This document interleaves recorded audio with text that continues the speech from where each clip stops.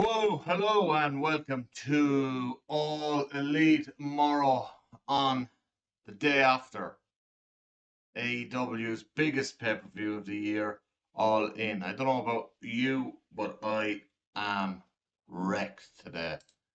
Not only did I watch several hours of All In, I also came home and watched Saturday night's main event. No, I'm bollocks. So my glasses on to hide the bags under my eyes. It's very hot in here as well, so these are even steaming up. We had a great stream last night. We streamed for 6 hours and 20 minutes. Absolute madness. Absolute madness. Myself, Shane, and Dunph. It was just carnage, really. 6 hours, 20 minutes. We were bollocks by the end of it. Drove home. Was even more bollocks. Got into bed, stupidly stuck on telly, watched Saturday night's main event. Didn't see the whole show, obviously, but saw Goldberg's retirement match. Loads of reactions on the Instagram today.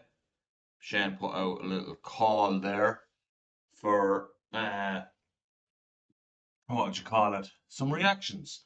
Jamie B, best pay-per-view you've seen since Mania 40. Good.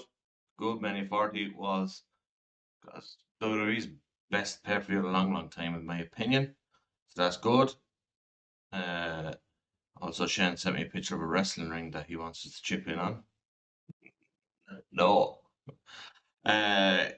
Gerard Doherty, I understand that Omega and Okada are out of their prime, but I felt like their match didn't, and then the rest of the match just cut off. Didn't reach its peak, because that's what I felt. I felt they stopped just short of the peak. We'll get into that. All In was great, just too long, but the big match delivered. Saturday night's main event was a train wreck. That's Mark Dowd. Mark was with us for the fucking whole pay-per-view last night. Fair play to you, Mark. I'll get into that too. Then Jamie Keenan wants me to compare All In 2024 to All In 2025. I loved All In 2024 last year. Like, what would you say? I thought the feel-good moment of Danielson last year and the match with Swerve was a classic. Loved that match. Loved that moment. But this year, I think overall was a better show. It was more. This year was just such a culmination of so many different storylines that they had built very well on TV. Like last year, it was weird. Swerve, like there was no massive build to Swerve Danielson. Swerve did the bulk of that build himself.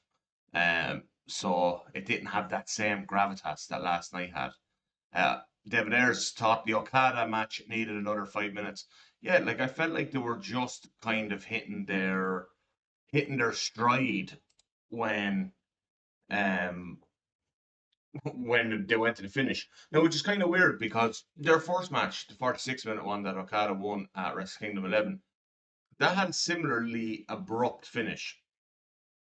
Tombstone Tombstone Rainmaker pin, whereas the second and fourth matches had more prolonged closing stretches. They didn't do the typical Okada style closing stretch, which kind of leads me to believe that we're getting one more of them. That this isn't the last time we see Okada and Omega.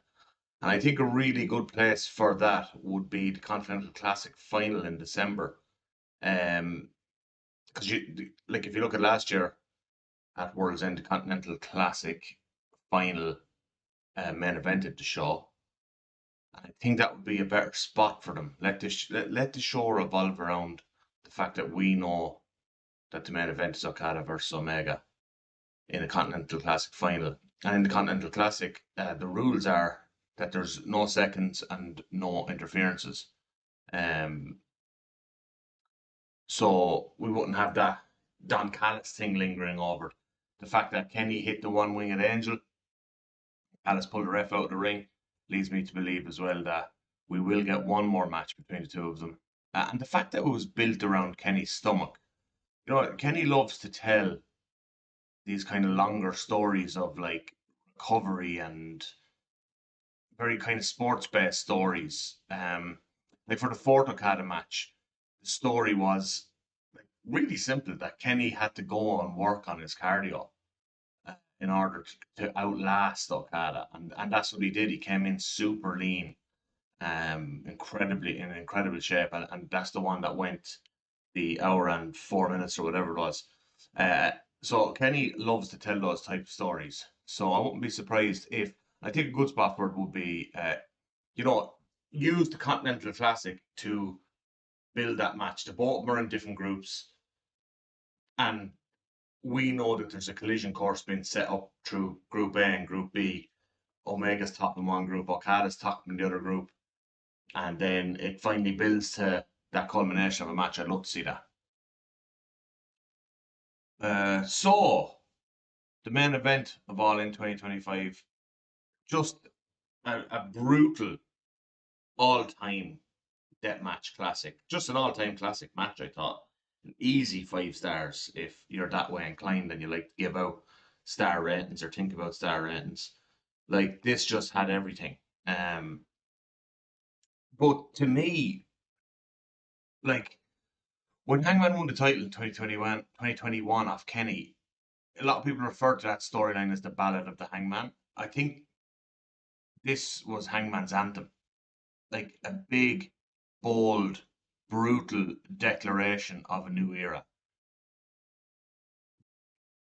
But it was Mox's performance here was really one of the greatest heel performances you will ever see. The evil energy that he took to this match and how far he was willing to go to get Hangman over as the most legit badass babyface you will ever see. And this has been the whole point of Mox's Step Rider storyline is AEW's gone soft. Who's going to step to me? Um, and the answer was Hangman. We know that we know that Mox loves Hangman anyway. He has said so. I believe his exact words right. I fucking love that motherfucker. A few years ago in an interview, and he just did everything in his power on this night in terms of what heel should do to make Hangman the center of the promotion. The storyline being who's tough enough, who has the grit and the balls to step to me and the Death Riders. And that was the way the match was built. Hangman just constantly coming back. Those times where he barely beat the 10 count and to stumble into the ropes, but he just stayed up. Mox is like utter disdain for the fact that this guy won't stay down. And the slowly escalating brutality and how dirty this match was. Like Us Riley there says it was epic, gory but epic. That's like it was so epic. Do you know what this was? This was a mix between uh your typical main event style of epic match combined with the most brutal, gory death match you could ever think of. And they blended those two styles just like immaculately. And like those moments, just such a great moment to show like how levels of desperation and depravity that Mox was willing to go to. He takes out the glass. He's going to pile drive Hangman on the glass. He can't get the pile driver off. So what's he do? He just drags him through the glass by the legs. Just drags him through it, and like such beautiful brutality. Uh, that just the dragging him through, and then we got those brilliant storytelling moments of the run-ins, the returns. This fucking match had a promo cut from the top of Mount Everest, like the most fucking ridiculous thing. A wrestling promo cut from the top of Mount Everest in the middle of this fucking epic match. Um, we had Darby coming in out of the rafters. We had um, Danielson returning in his fucking Blue Panther mask. Like this was just, and then we had that moment of the chain with Swerve. This chain is synonymous with these three wrestlers. It's the very chain that Hangman used to choke out John Moxley the first time they had a death match in 2022. It's the chain that Swerve used to choke out Hangman in their first death match, and now it's used again on John Moxley. And like, it's so interesting. They set up to repeat the finish in 2022, and but Moxley scrambles, desperate, a wounded animal, gets back into the ring, and then Mox gets it on it, or Hangman gets it on him again and over the ropes. And just that piece, that 30 seconds of selling by Moxley, you could write a fucking essay about that when he's hanging over the ropes. Like, he went through different periods of, like, first we get defiance, then the realization sets in that there's nobody left to come and save him. And then we get sheer panic that his dictatorial reign over AEW is coming to an end. And then we get him taking the easy way out, tapping out instead of passing out. It's just such like perfect bully dynamics. It's that when it's come down to it, when he's been faced one on one with an animal as equal or greater than him, he folded in the biggest moment. He couldn't just let himself pass out. It became about survival. Just and Moxley's selling was incredible. Just go back and look at that Panic. I've watched it several times today. Really an all-time performance for Moxley. And the man has taken a lot of flack over the last 8 or 9 months for mainly for the storyline, but it has really paid off now. And as David says there, he forgot how nice the title looked. It's the best looking world title in pro wrestling. And that moment of Hangman taking it out of the briefcase was such a great moment of relief. And I thought they do that thing like at the end of WrestleMania 10, where all the babyface locker room empties, but holds Hangman aloft. But it was actually better that they didn't. Just seeing him have that moment on his own after everything he'd been through, that redemption of his character. Like, we could talk about this match for hours. I thought like Ospreay is the first one to try and come help Hangman, and then he gets annihilated and stretchered out, neck breast, the whole lot. That was done so that like lower down members of the babyface roster aren't going to come and try and help because they've just seen Will fucking Ospreay, one of the best wrestlers and most resilient wrestlers in the company, just get completely taken out. Um, so that's a warning to the rest of the roster, and the only other guys who had the balls to do it were Darby Allin, Bryan Danielson, and Swerve. Um, just such great fucking storytelling throughout. I was blown away by this match, absolutely blown away. Loved it, and it'll be a match I'd probably watch several times. And really, Mox's heel performance here, I think, should go, like, it was a legacy defining performance for him. Uh, I can't say enough great things about what John Moxley did in that moment last night. I think when Dustin won, people came out to lift him up, but was smart not to do it again for Hangman. Yeah, 100%. If you didn't, Hangman's interview at the media scrum was exceptional as well. Just like real emotion coming out of him of what he had to go through to get back to this point. Like, there was real backstage drama after the CM Punk stuff back in 2022, and Hangman was like, I think Tony kind of pushed him to the side and didn't see him as the same as he did before. And, he was shifted down the card. You had Punk calling him an empty headed dumb fuck. Um, and it took so much, and it took the likes of Moxley back in that feud, that match in 2022, 2023, their feud, to kind of make the world realize the Hangman ain't gone, and he is one of the best wrestlers in the world. What I love about this as well, and this is coming into kind of what Cottle Crow says here about how do you think the results shaped the Forbidden Door card. Um, when Cody won the world title at WrestleMania 40, a lot of people have kind of complained about his title reign. And I've always said that wasn't his fault, that was the Booker's fault. They didn't have any heels ready for him. To the point where his first feud was with AJ Styles. Great match. But like his whole feud his whole program as champ, his whole reign kind of fell a bit flat because there was no real heels built up to feel like a credible threat.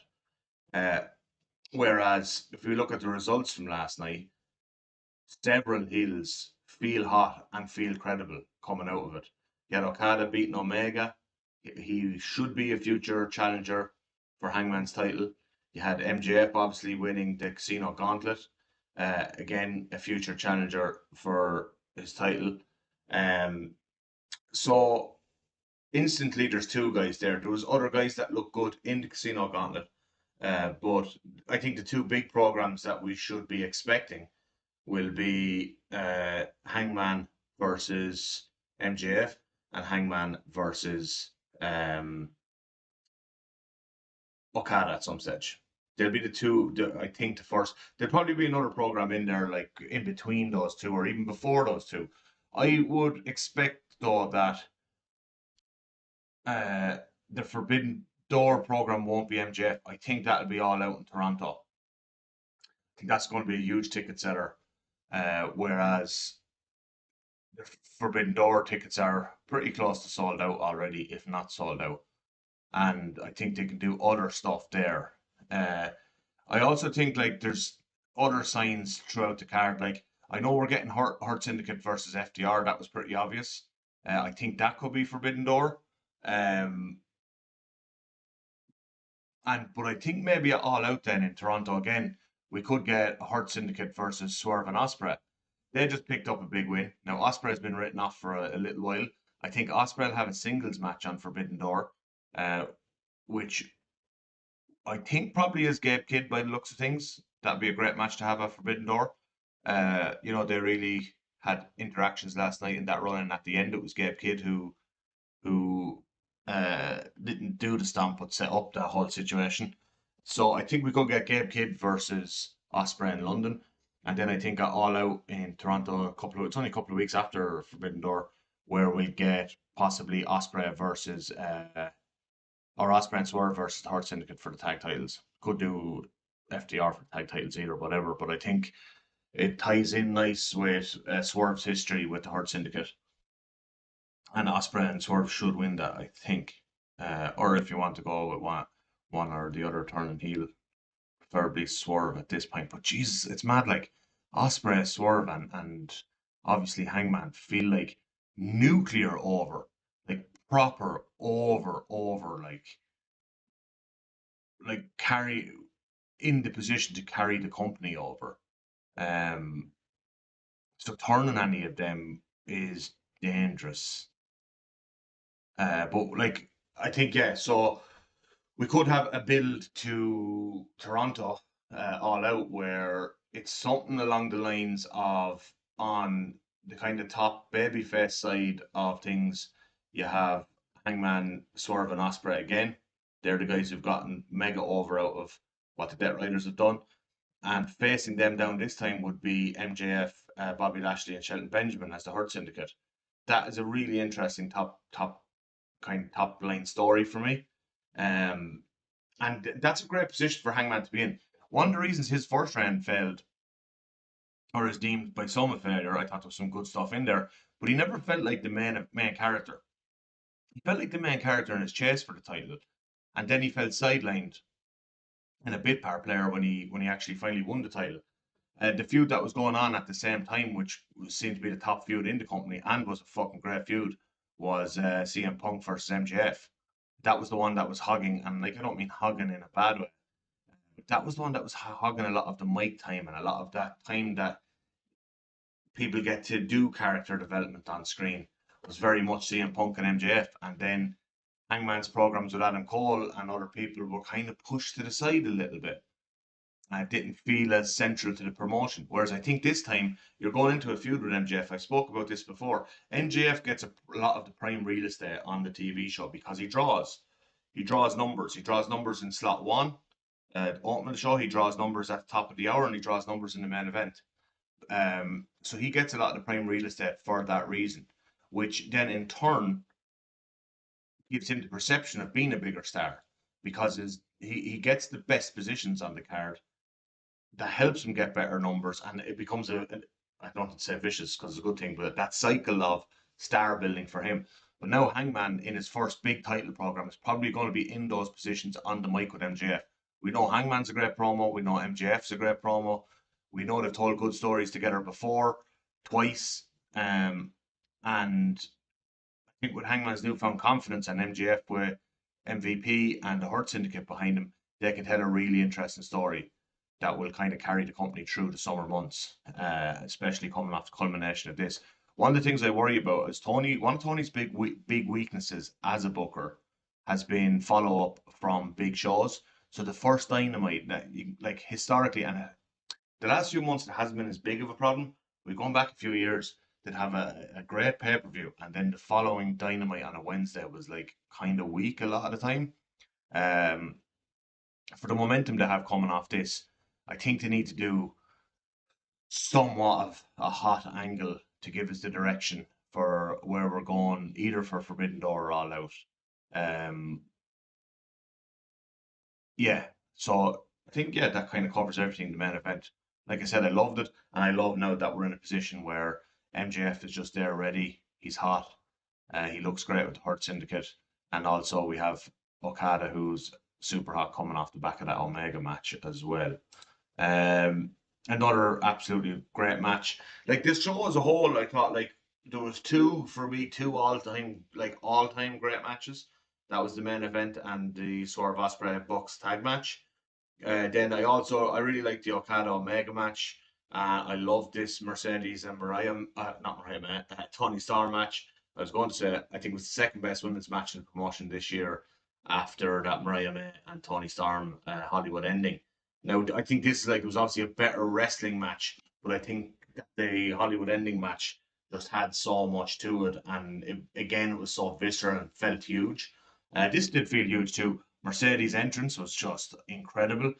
But like, there was parts of this match that were sloppy, and it was transitions. A lot of the transitions felt sloppy, but just the fight that was on display was it was like dirty and grimy and like they were just getting after it, gritty. There was grit in this match. Tony Storm proves once again that she's just like criminally underrated between the ropes. She is really a top level worker, and Mercedes again proven why she's probably the greatest women's wrestler in North American history. I don't think that can be argued at this stage. Her body of work is absurd. It's absurd at this rate of going. What I loved about this as well, and this is similar for what I said about the MJF being in a good position. The women's gauntlet was very well put together. And a lot of that came from how many of the women in the match were.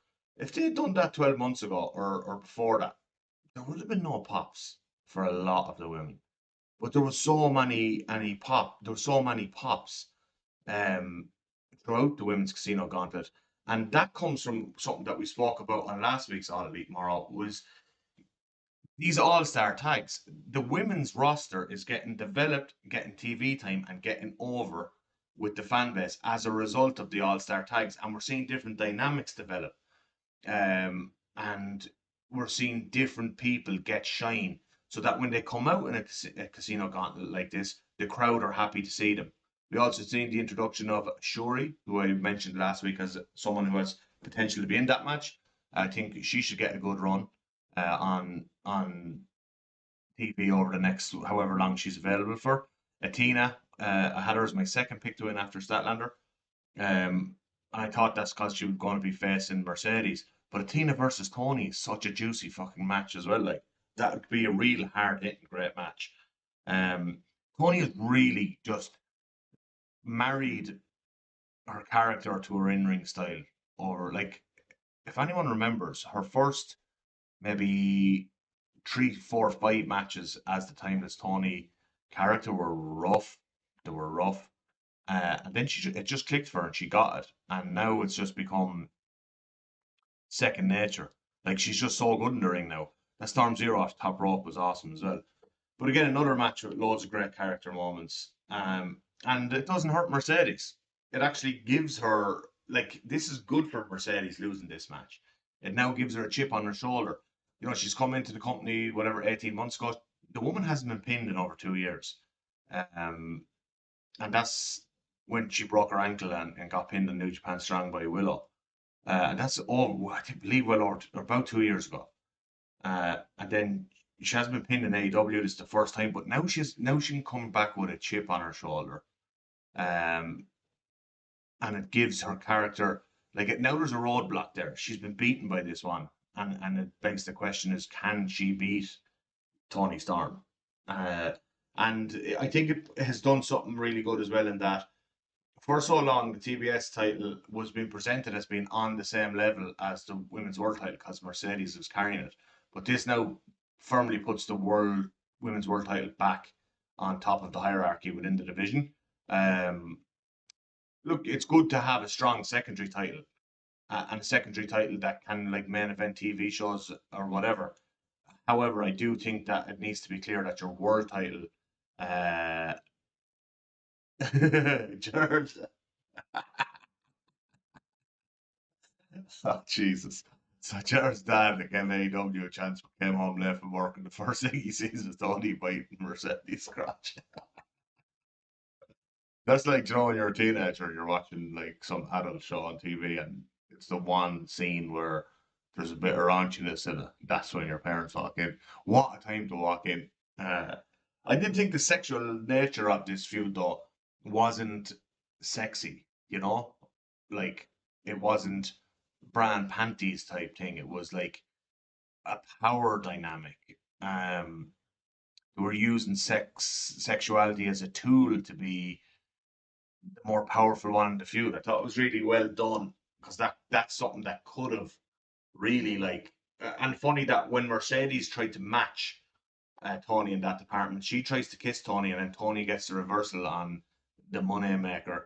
But then when Tony kisses Mercedes, she hits the Storm Zero from the top rope and wins. It's like Mercedes fell into the trap of playing Tony's mind games, and it backfired on Mercedes, and it worked for Tony. So again, that that's something to consider the next time because these two are going to have three, four, five matches, 10 matches over 10 years, whatever it's going to be. Mercedes fell into the trap of Tony's mind games in the first match, and she needs to, reevaluate her approach. She fell into that thing of thinking Tony's a joke because she does this sexual stuff, whereas Tony uses that as a distraction and mind games. Um, yeah, two of the very best wrestlers in the world at the moment, and they had a banger. I wouldn't go 5 stars on it, but I would go like 4.5, 4.75. Thought it was a fucking great match. Um, Very tired after all the wrestling this weekend. Goldberg and Gunter. Hey lads, that wasn't a bad match. The match was 14 minutes long. Now here's where the match was done dirty. Fucking ad breaks. Ad breaks, like fuck off. It was so frustrating. Like there was an ad break, right? And then we get the ring walks. And then there's an ad break as Goldberg's getting to the ring. I felt like it went on for ages. And then we get maybe comes back and we get the introductions. Then we get a few minutes of wrestling. And then we get another ad break. Then we come back and then it goes to the end of the match. Uh, then we get another ad break. And then it comes back and Goldberg's in the middle of giving his speech. What the fuck? How did that happen? Uh, and then the show just ends. What felt like halfway through a speech. Like this shit has to end, man. It's just so non-consumer friendly. It makes me not want to watch. I remember watching Goldberg in my sitting room in 1997 on a Friday night, flicking between WCW and WWF Raw. I loved Goldberg. His 2003 run was whatever, but there was still some excitement in it. Um, Yeah, Oisin, that's a fair point. That the fact that Cena's retirement might be at that Saturday night's main event in December in Boston. I think it's Boston, isn't it? And after watching Goldberg's retirement match, and like I don't think them, I kind of enjoyed the actual match. They told a nice little story. It wasn't incredible or anything like that, but it was a good match, a good solid match. It was like a 3.5 star match, and like you know the way stars are done in modern day, like Meltzer gone nuts with giving out 4.5 star matches and stuff. Like people forget that a 3.5 star match is a good fucking match. A 3 star match is a good match. It's below three is when it starts to not be great. I thought this was like three and a half easy. Um, I kind of enjoyed the match, but it was just such a hard fucking show to watch. Like I remember, like Shane flicked on his phone to see what was going on, some around the time of the start of the Hangman and Mox match, and he saw it like caught the end of an angle, and it was like, oh, it's an ad break, and the ad break just went on for 5 minutes. It was like just nothing happens on these shows because the ads, like, everything gets stamped on. I'm going to get more into it a little bit later at the end of today's All Elite Morro, just about the match being placed here. Like I did hear Goldberg saying, like, apologising to the crowd for the match happening on this show and not like SummerSlam or whatever, I think is what he meant. Then obviously, this was tremendously sad. So we were supposed to get Adam Cole versus Kyle Fletcher for the title. I think that would have been Kyle's coronation as TNT champion and kind of cementing himself as the kind of prime upper mid card heel. Um, Certainly the prime mid card heel at the moment. But Ward had seen something during the day about, or I turned on Zero Hour at 6 p.m. yesterday. They ran down the card and there was no mention of this match. And I was like, that's weird. They didn't even mention the match. And then I'd seen Tony do a live on Twitter about 40 minutes after that where he announced a new match. And that Cole would address the crowd. And then Cole comes out and he cuts this very heartfelt promo about maybe it being uh, the last time we see him in a wrestling ring. Um, and like I know I've been kind of bashing Adam Cole over the last number of months, being a face and it not feeling that fresh and maybe needing a break away from wrestling to freshen up his character and approach and so on. But whatever you say about his stuff recently, Adam Cole has had a tremendous career.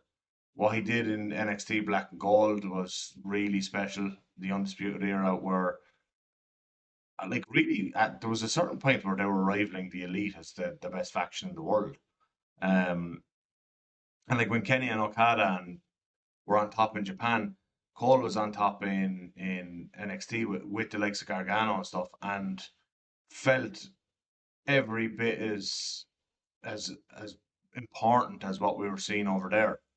Um, and Oshin makes a good point there about since the big 2022 concussion and the ankle thing after that, uh,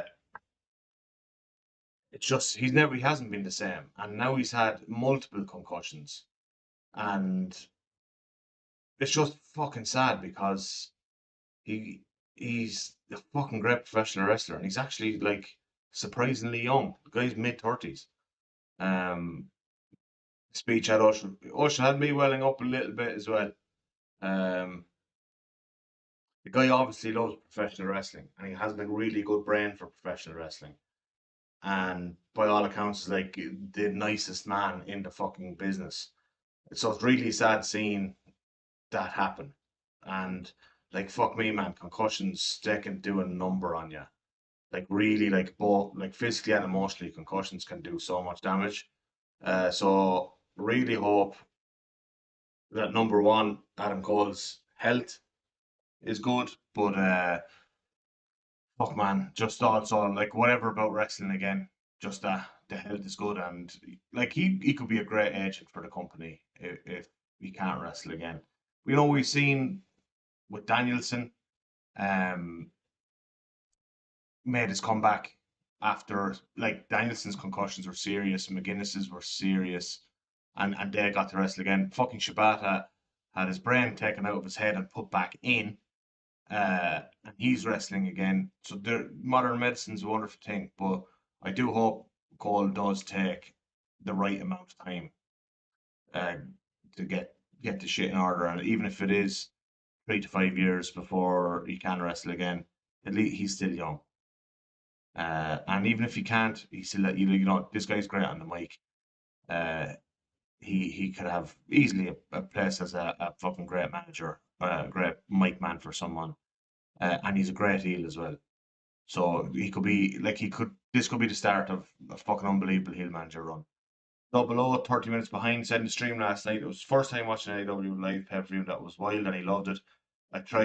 You tried watching Saturday night's main event today and the contrast is scary. Johnny Martin texted me today, the Beast Martus. Johnny's super knowledgeable about wrestling. Johnny's also super positive about wrestling. He doesn't like saying negative shit. And his exact words today I'm going to just make sure I'm not misquoting him here, but he said something today that really, the fact that it was coming from him made me realize how kind of fucked the WWE product is at the moment. Where are we now? AEW kicked him pillar to post. That's what it felt like. AEW kicked WWE pillar to post last night. Like when you just watch what was on display both companies, it really wasn't comparable. It was like watching. It wasn't like watching two different wrestling companies. Like if we're saying like what WWE is doing is professional wrestling, AEW then it's like a different fucking sport. Or if what AEW is doing is professional wrestling, then what WWE is doing isn't professional wrestling, whichever way you want to put it. Best hardcore death match you've ever seen. Where does it rank for me? The Mox Hangman. Where would I rank that in hardcore death matches? Jesus, like oh, probably top three at the very least. And like all three involve Hangman. Like, has Hangman just become the greatest deathmatch wrestler of all time? Like if you think the Hangman Mox 2022 match incredible, and the first deathmatch between Hangman and Swerve incredible, and now this Hangman Mox again incredible. Like Hangman might have just become the best fucking deathmatch wrestler of all time. It's crazy. Uh, Jared couldn't believe when Dustin won. I thought it was a botch as it looked like Sammy misjudged breaking the pin. I thought that too initially. I tell you, Jared, it's their fourth title. Uh, it's their fourth title, and it's the fourth in their hierarchy of titles. It's Texas, and this is going to pay off if you think about it, right? It's great. Like it's a gold watch moment for Dustin. The guy's had an unbelievable career. Like this guy was wrestling in War Games matches in 1992 as the natural Dustin Rhodes as an up and comer in WCW, along with Steve Austin. Like Steve Austin's retired 20 fucking 2 years and Dustin's still going. So this was like giving him the title, but also this is setting up fucking heartbreak because I think within the next month 1 to 6 weeks, maybe Forbidden Door, maybe All Out Toronto, Kyle Fletcher is murdering him for that title. And we got a lovely moment in Texas with his family, and it's going to break our hearts when Kyle Fletcher murders him for that title, because that's what's going to happen, I believe. So I think that's why. And also, I think after Adam Cole's really fucking sad speech, he wanted to give a babyface win. I think so. Double O says, yeah, watching AEW and watching WWE is like watching pro wrestling versus like some sort of reality TV show. Totally agree. Is Continental International titles vied for now, or is the unified title now added to the roster? So, it's the unified title is replacing Continental and International now, and it's up to the champion whether they carry three belts or carry one. If you noticed, when Okada left the ring, he left with one. Um, but it's being defended as one title, which is the unified title. Uh, I watched the media scrum afterwards. That seemed to be pretty much what Tony said on the media scrum. What he said in the media call on I think it was Thursday night, was very confusing. But it appears now continental and international titles are merged. They'll keep their lineage, but they won't be defended as separate titles, and they'll all be in under the unified title. And then also another fucking disaster. Seth Rollins appeared to do damage to his knee in the LA Knight match. I believe Seth Rollins was supposed to win this match. Uh, they pulled a pivot after he hurt his knee. He was helped to the back. Appears to be some sort of ACL injury. Fucking disaster. Man, Rollins has a history. I actually think we mentioned it beforehand last night about, I'm always critical of Rollins. I think he's a bit of a dullard, I've called him. But like he is super talented in ring. And I did say last night that he's the best triple threat wrestler I've ever seen. Um, but Seth Rollins works a really hard style on the body, like very dynamic, lots of flips, lots of twists, lots of top rope. Not like just high flyer, but like flips, twists, everything. Hard working style. And he's had knee injuries in the past. And I think like another knee injury at 39 years of age is a bit of a fucking disaster for him, particularly now. Like he kind of, if you think of where storylines have been going, right? And they haven't got to any of this yet. And this is because Triple H's booking is too fucking slow. Um, but fuck, man, like he seemed to be central to multiple storylines. Okay, so he's obviously at the centerpiece of whatever storyline Roman was going to do for SummerSlam after the way things ended at the Royal Rumble. He's central in this, whatever CM Punk is doing, but it also felt like he's central in Sami Zayn's chase for the world title storyline, and that they were really setting up Seth Rollins versus Sami Zayn main event for WrestleMania next year. And for him to get injured now, that nukes three fucking storylines that the company had going at the same time. That is fucking difficult. Like, what do you do? I don't know. Like, that's Triple H. Like, has a major problem on his hands with the timing of this injury. And look, that's just bad luck. People get injured. It's a physical enterprise. I've said this before. You have people in WWE and people in AEW. People in every wrestling company in the world are going to pick up injuries from time to time. But this one feels like a particularly terrible time for an injury, considering how central he'd been to their plans for this year. It looked like everything was kind of going to be revolving around him. Isn't it the same injury from the time, the same move from last year against Jinder Mahal? How long? He was only out for about 6 weeks at that one, wasn't he?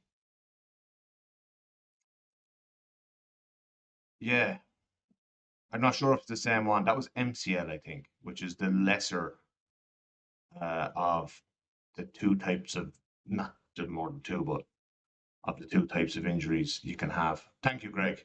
I appreciate that. Yeah, it's very unfortunate, timing wise. And look, it's never a good time to get injured, but Seth was very, very central to plans for the rest of the year. What do you think Paul's going to say on Raw? As I doubt he'll be out there without Seth. With Seth. No, I don't think he's going to be there with Seth. Fuck, man, I don't know. Like, really, they're in such a difficult position. What do you like? Maybe you just say, "Fuck it, now is the time we go Braun heavy." And I don't know if Braun is ready yet. But we've seen this before. Like other wrestlers weren't ready for their big pushes, and the push itself is what got them ready. Like the thing about if you push a guy to the main event too early, most of the time they're working with the best workers around, and that's what actually gets them ready. So maybe you just say, right, Bron, it's time. We need to build this around you, and you go with things like really. And to be honest, what's a more interesting match now? Uh, do you want to see CM Punk versus Seth Rollins again, or do you want to see CM Punk versus Braun Breaker? Personally, I'm more interested in a CM Punk Braun Breaker match. I think old fucking veteran versus young dog. Great storyline straight away. We've already seen Seth and Punk. And to be honest, I didn't think Seth and Punk had great chemistry in singles matches. Um, like they had good matches, but I just don't think their chemistry was great. Like they both have better opponents for their style. But I think Braun versus CM Punk's very interesting. Braun versus Roman Reigns is money. Um, Braun versus Sami Zayn, I know we've seen that before. Uh, they did some good stuff together, and like Braun was even more green then. He's improved since then. Um, so the second half 2025 is about to get interesting. Who's going to step up in WWE? But I can't Ushin. I don't know. Whatever's happened there, it seems like most of the roster is kind of cold. Everyone seems to have been cooled off. And a lot of the energy has been sucked towards what Cena's doing. And that's not getting over either. And like a lot of the big programs have been built around guys in their late 40s and into their 50s. It's a tough situation. So, like, Jared there says, what about Breaker and Roman? Yeah, like, man, like, I think you just have to push some of these young guys now. Uh, like, the brand split and having multiple world titles doesn't help because both title scenes feel a bit empty. It's hard to build like like really for a world title picture, you need like 4 to 5 hot guys, like, uh, who are over with the crowd. And to have 2 world titles, then that means you need like 8. It's really hard to get 8 people hot with the crowd at the same time. It's really hard. That's why I don't like the idea of 2 world titles. Um, Real chance to make him the biggest babyface, cash in on Cena after he wins his last match at the end of the year. He can't come back as a heel now, too much sympathy on him. True. True, we'd have to do something big to come back as a heel. Uh, Although I do think that Cena won't be a heel at that stage. I don't think he'd be champion either at that stage, to be honest. Um, I think like what they really want to do with Cena to maximize his last run is have like at least a couple of months at the end where he's a face again, and that maximizes like marketing, and it maximizes what you can do with him on the mic, and maximize like it gives you better ways to open and close shows with a Super Cena promo and stuff. I think that like by the time, we don't know how long Seth is going to be out for yet. Hopefully not too long. Hopefully he doesn't come back too soon. Fuck his knee again though. I do think he kind of, Shane said this earlier. It was like, Shane asked the question in our group chat. He's like, do you think he needs to like adapt his style a bit with the flips and the twists? I think he does. I think he's gonna have to like find a new core style that he can use that is slightly less dynamic and maybe a little bit more well like cerebral. Um, Good afternoon, Universal. With Seth being out for quite a while, it's going to be interesting. It certainly is. Who's going to step up? What new storylines, feuds are going to start? Like, it's crazy because this is kind of the central storyline of the company. I think maybe the best thing to do is just put Braun Breaker in whatever programs you had for uh like Judge could do. You could Obafemi is there and he's tragically underused. You put Braun as the kind of central character in that faction with Paul as his right hand man, and then you make Bronson Reed and Obafemi big, not Obafemi, the big massive 7 foot guy. I pulled total, it was in Noah there recently. I pulled a total blank on his name. Uh, anyway, you make the two of them your monster tag team and just put Seth in or put Braun into whatever Seth was going to be doing. You have to keep in mind who's leaving soon. Cena, Roman, Punk are all leaving within the next year. Do you think Punk is leaving within the next year? Cena definitely is. Roman, it's hard to know what Roman as well. Feel like we're very close to the end of Roman. We're closer, almost. Thank you, David. I was saying what up, Femi. Almost. You could put almost into a tag team with Bronson Reed and then have Braun Breaker be the singles guy with Paul Heyman. Like the goal of that faction was always to elevate Braun Breaker anyway. Like how that faction was going to end in a year or two was going to be with Braun Breaker as a main eventer. Um, Time to elevate all of those guys. Sammy, Penta, Jay. Sammy definitely. They've tried Jay. I just don't think it works. Penta, stick him in there. Absolutely no harm done. A few weeks till SummerSlam. No Roman. Randy, Drew busy with Jelly Roll. Fucking disaster as well. Nothing hot for either world title. And now no Seth. The Fed is in shambles. The Fed is in shambles. They're in a really, really difficult place going into the summer. And even after that, like, yeah, for something that felt so hot 12 months ago, 18 months ago, to see where it is now, being completely outshined this weekend by the number 2 promotion. Like, that seemed inconceivable 12 months ago. Like, just think of the counter programming of Great American Bash. I'm very active on wrestling Twitter. I didn't see anything about Great American Bash. That's such a bad, like this counter programming tactic is not working. It's actually highlighting AEW strengths of putting on great pay-per-views versus your weaknesses of putting on 5 match cards. Like you think of this, right? The AEW show last night in Globe Life Field. We don't have the final numbers. What was him be gone for 3? Yeah, like it was mad. So I thought Cody was going to win the title at SummerSlam, and then when you see he's filming Street Fighter, that obviously can't going to happen. Roman said he isn't coming back. I don't think he's doing his retirement match. He'll be back for at least one more WrestleMania match as a retirement match. SummerSlam won't be his final match. He'll have more matches. Nobody wanted Jelly Roll, but that's what we're like. That's WWE though, man. Like we've been getting that for decades now, you know. His current WWE or Punk's current contract doesn't end, I think, in November. I think he extended it within the last. I think he extended it towards the end of last year. It was originally supposed to end in November, but I think he signed an extension for an extra year, I believe. Now I could be wrong on that, but I'm pretty sure he extended it by a year. So it would be November 2026 when it is over now, because things were going so well for Punk and the back office when he came in first that they did offer him an extension and more money. And I think that's how the Saudi thing got done. But this counter booking thing, and they've announced it for Forbidden Door now as well, right? So you have AEW doing the show in Globe Life. There was a minimum of 25,000 people at the show. And whatever the walk-up numbers on the night were as well. So maybe, I don't know, 26, 27,000, whatever. And then at the same time, NXT are doing a show in front of 700, 600 people. Like, what's the one that looks minor league? If you're picking one or the other to watch, and you turn on the one in a 700-seater place, or if you turn November 2026, yeah, I think so. Not this November 2025, next one. So the one that looks like minor league is the fucking one with 700 people, not the one with 26,000.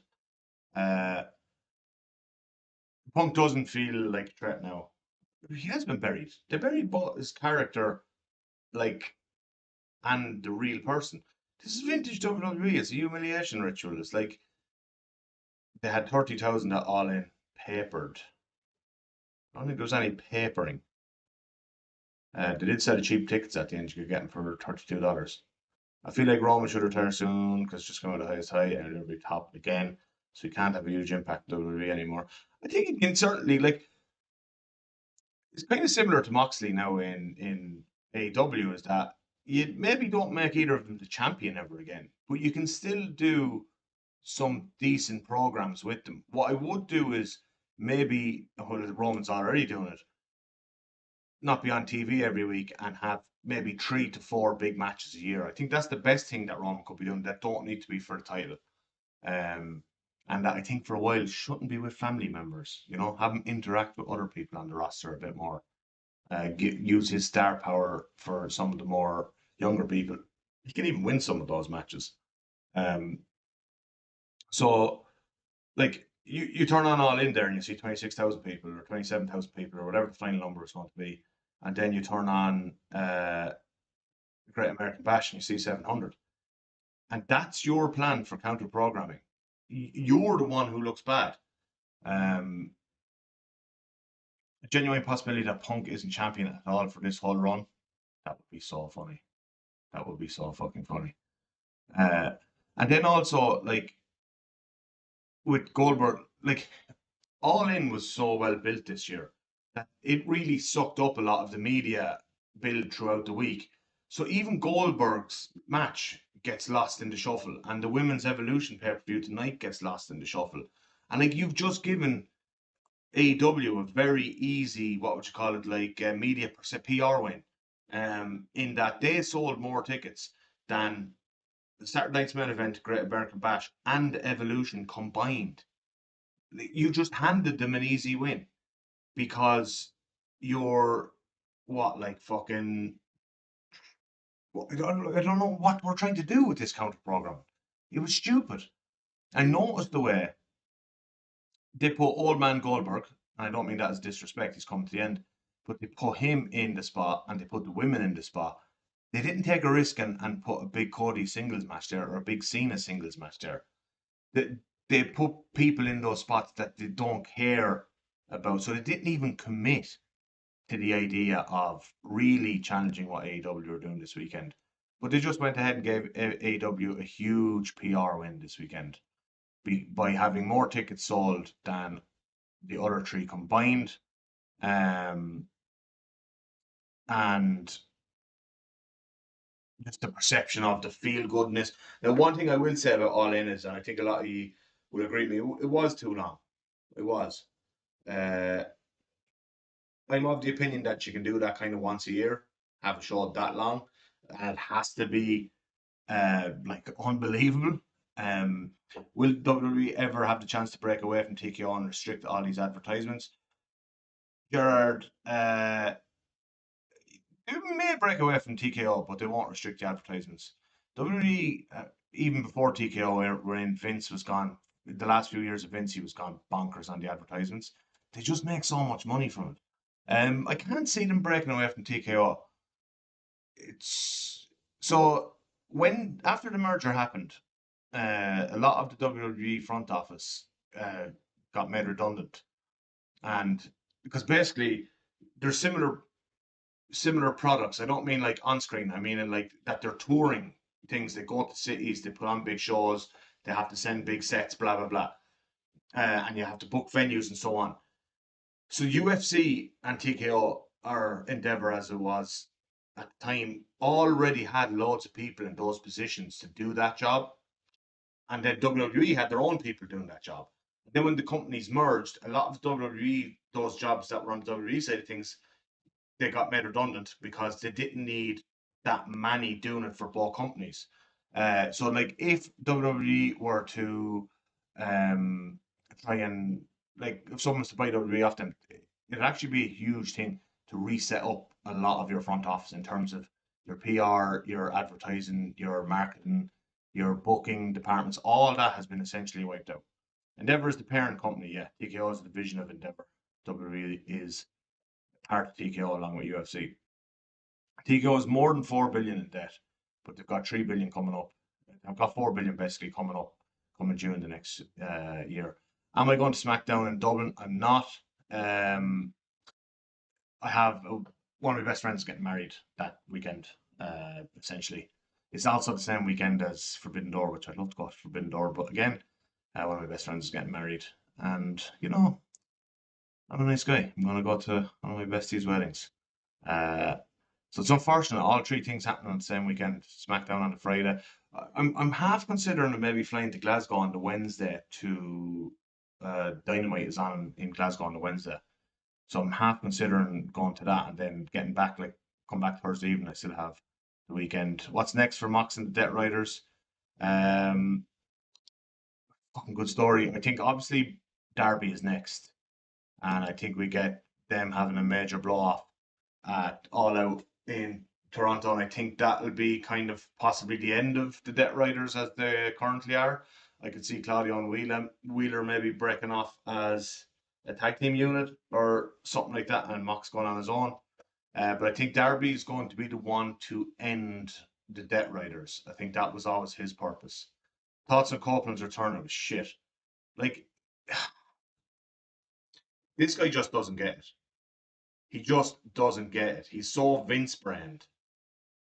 He spent too long. Like, okay, look at the main event. Danielson return, Darby return, Osprey, Swerve, all huge baby faces. Do their interferences, no music, straight to the point. Um, Fucking perfect. Mox's or Copeland's friend is getting about to be murdered in the ring, and he has to do his full entrance, pyro, running around, all that kind of stuff. So stupid. Now, however, the best use of Copeland at this stage is the reunion with Christian. Like, they're right in what they're doing. They'll wrestle FTR in Toronto, potentially even for the tag titles. You might get an Edge Christian run of tag titles, winning it in Toronto and Canada and their home country. It'll sell tickets. Um, I think they're doing like a 15,000 or like 12, 13,000 seat arena. So I think like it is the right thing to do. Like it's the best thing for Colton at this stage because we've seen his big singles run with Mox. It just didn't land, like, people didn't want to see it, but people will want to see this. To go find yourself again felt very sports entertainment-y, you know. It's like when Penta came out in Night of Champions, yeah, and we called Penta out for that, like doing his getting his stuff in on the way to the ring, stupid. In like you do enough entrances on TV that you can do your typical thing. There's certain times where you dispense with it for the sake of the story, and both Penta and uh, Copeland made the mistake I felt of prioritizing getting their pop and getting their stuff in over the story that was at hand. So yeah, in that sense, wasn't a fan. All right, awesome guys. Thank you very much. That's an hour there now. Top class. Covered a lot there. Next Sunday again, 8 p.m. on the YouTube. We'll put out a call for any questions or whatever you have, or even afterwards if you have something commented under this video on the YouTube, and I'll add it to next week's. I still have a question from last week that I wanted to get at, deadly question, but it's about the use of time limit draws. I am going to get to that. I'm actually doing a little bit of research on time limit draws in WWE in particular, in order to kind of flesh out the answer a bit more. Um, but thanks a million, lads, and thanks to all who tuned in with us last night as well. Left comments. Thanks to everyone who left comments tonight. No bother, lads. Thanks a million, and like, subscribe, all that kind of stuff. And see you next Sunday, 8 p.m. on the YouTube. All Elite Morro out.